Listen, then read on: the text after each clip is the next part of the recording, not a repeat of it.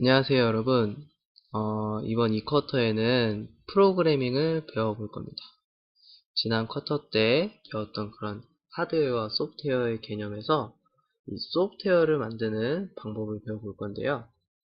지금부터 시작할 테니까 잘 한번 들어주세요. 우리는 지난 쿼터에 블링크라는 프로그래밍을 해봤어요. 블링크 프로그램은 이렇게 12줄로 된 코드로 구성이 되어 있었고, 그것을 이용해서 이 아두이노라는 장비, 그러니까 장치라고 할 수 있겠죠? 예, 13번 핀을 깜빡깜빡하게 하는 그런 프로그램을 작성을 해보았습니다. 그거에 대해서 이렇게 주석을 통해서 쭉쭉쭉 설명을 해 놓았는데, 이것이 이런 주석들이 있다 할지라도, 문법을 보고 읽을 수 없는 상태잖아요. 그래서 이 문법들을 한번 배워보도록 하겠습니다. 식별자와 예약어라는 것이 있어요. 그래서 식별자는 한마디로 말해서 이름을 짓는 방법이에요. 그래서 변수나 함수 등의 이름을 지정할 때 사용을 하는데요. 어떤 것들이 있냐면 이 LED라는 것은 이제 변수예요. 변수가 뭐냐면 여기에 어떤 숫자를 대입할 수가 있는 거예요. 근데 이 이름을 임의로 어떻게든 만들 수가 있는데 뭐 LED라고 할 수도 있고 뭐 LED 1이라고 할 수도 있고 또 다른 이름으로 할 수도 있는데 그것을 하는 방법이 뭐가 있냐? 자, 다음과 같은 제약사항이 있답니다. 첫 번째, 알파벳에 대문자와 소문자로 만드는 거예요. 그리고 숫자로 만들 수 있습니다.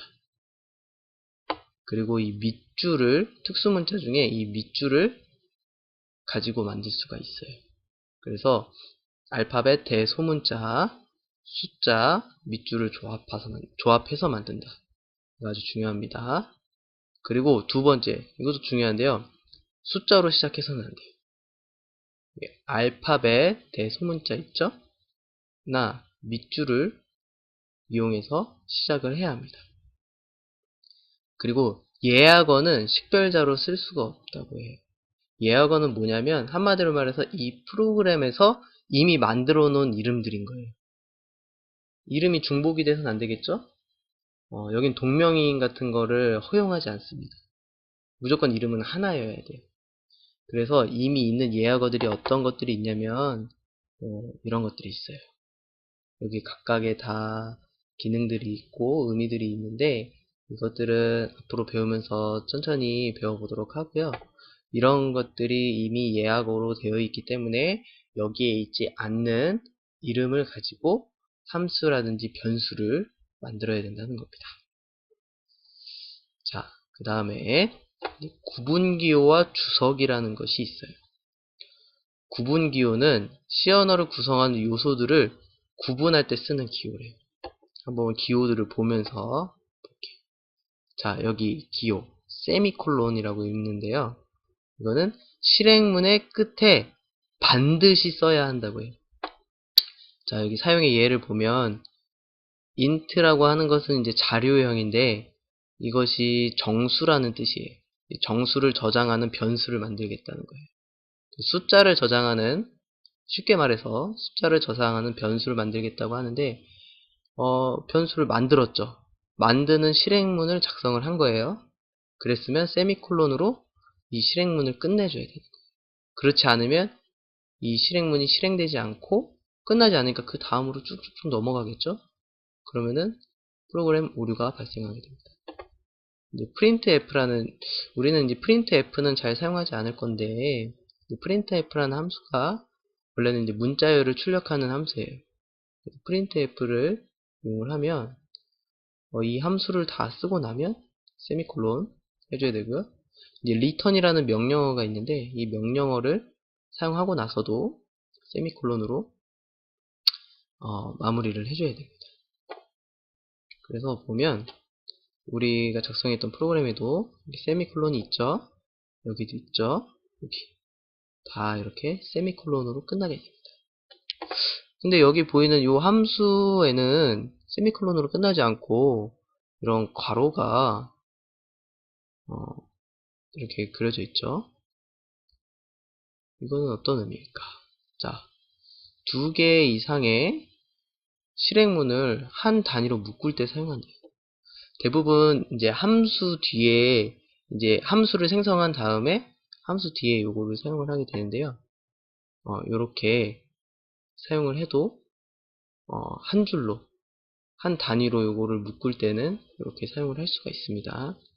그리고 여기 이제 소괄호는 함수명 뒤에 우리 연산 등에 사용을 하는데요. 메인 이렇게 함수가 들어가죠. 그리고 이제 곱하기 한 다음에 요거 이렇게 묶어주면은 요거 먼저 계산하는 거 연산 다 알고 있죠. 이렇게 사용하게 돼요. 그리고 여기 자료형을 괄호로 치는데도 사용을 할 수가 있습니다. 그리고 이제 마지막에 있는 기호는 사실 많이 사용하지는 않는데요.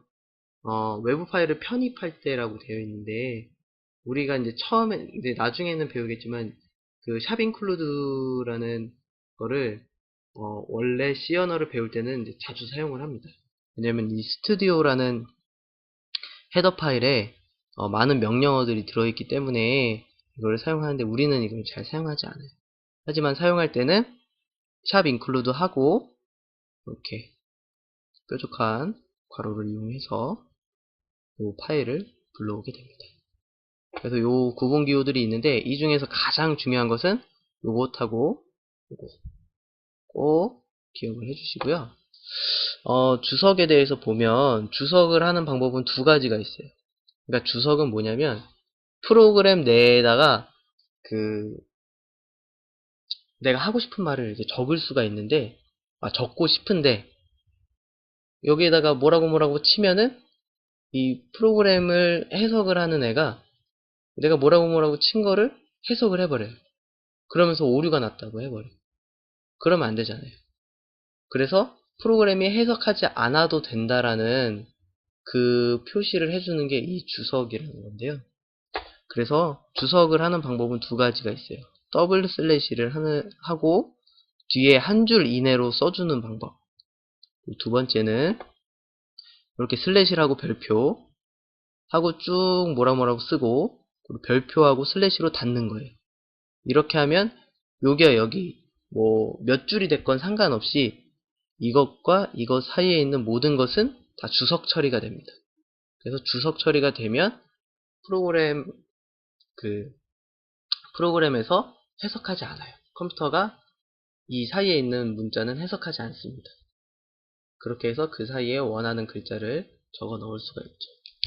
그래서 우리가 사용했던 게 이렇게 별표 슬래시 사이에다가 글을 넣었죠. 요거는 해석하지 않아요.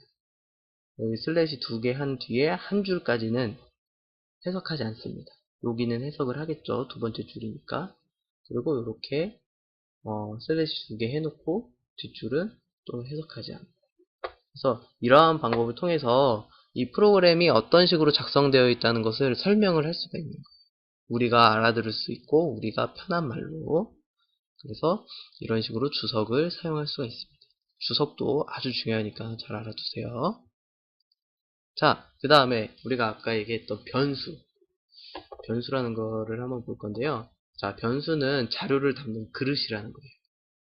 그래서 이 변수 여러분들 아주 많이 사용을 하게 될 건데 어떤 자료를 저장해서 나중에 불러오는 방법을 이용을 하고 그 자료들을 처리해 나가려면 이 변수를 항상 선언해 줘야 되고 이용을 해야 됩니다.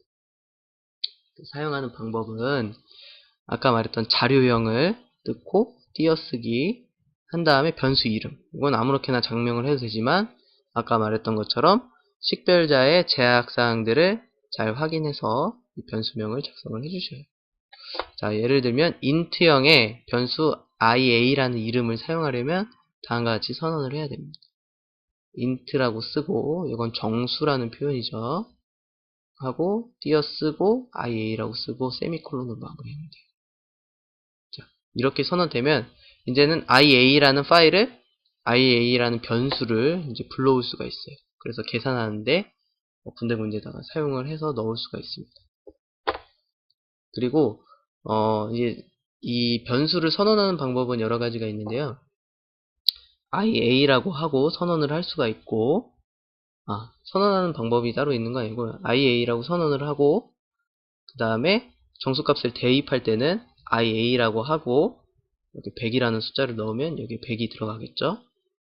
그리고 IA라고 한 다음에 1, 2 곱하기 3, 4 라고 해서 나오면 이 곱하기 된 값을 여기다가 넣을 수가 있어요. 그리고 여기 이제 밑에 보면 초기화를 할 수가 있는데요. 초기화는 뭐냐면 이렇게 선언을 할 때부터 값을 넣어주는 거예요. 이렇게 따로따로 해주는 게 아니고 한 다음에 이렇게 하는 게 아니라 할 때부터 이렇게 값을 넣어줄 수가 있습니다. 이 방법도 많이 사용을 하거든요.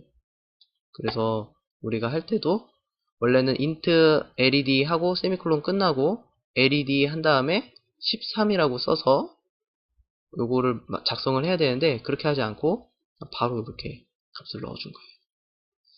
네, 이 변수 선언하는 방법과 변수에다 값을 넣는 방법 한번 배워봤습니다. 자, 이제 직접적으로 우리가 사용했던 함수들에 대해서 한번 볼 건데요. 셋업하고 루프라는 함수가 있어요. 이 두 함수는 아두이노 프로그램의 전체적인 구조를 잡아줘. 그래서 기본적으로 우리가 사용하는 모든 프로그램은 이 셋업 함수하고 루프 함수로 구성이 됩니다. 그래서 선언할 때는 아래와 같이 하는데요. 반환 자료형이라는 게 있어요. 함수에도 그 변수와 같이 자료형이라는 게 있는데 이것은 이 함수 값이 어떤 자료를 반환할 때 어떤 자료를 반환을 할 것이냐, 어떤 값을 반환을 할 것이냐를 정하는 게 이제 이 반환 자료형인데요. 대부분은 이제 void라는 자료형을 사용을 해요. void라는 자료형은 뭐냐면 그런 거 없다. 반환하는 거 없다. 반환하는 값 없다라고 말을 해주는 거예요.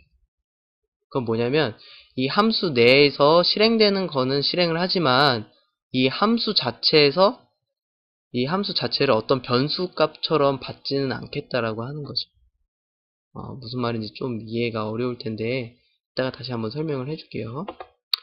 해서 반환 자료형 넣고 변수랑 만드는 거 비슷하죠? 그 함수 이름을 넣습니다.